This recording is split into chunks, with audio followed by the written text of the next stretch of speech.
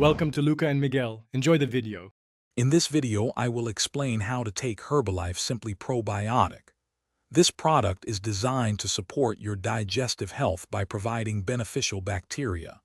To use it, simply mix 1 scoop, which is about 1 gram, into 12 ounces of water or your favorite hot or cold beverage. For best results, consume this mixture once daily. You have flexibility when taking your probiotic. Feel free to mix 1 scoop into hot tea, a cold shake, or even a frozen beverage, as it's designed to be stable in various temperatures. The most important thing is to take it consistently every day to support your gut health. Plus, it's convenient because it doesn't need refrigeration. Herbalife Simply Probiotic is suitable for adults and children over 5 years of age who want to support their digestive system.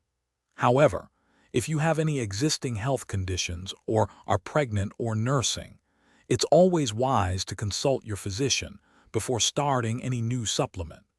Remember to stick to the recommended daily serving for safety and effectiveness. Proper storage helps maintain the quality of your probiotic.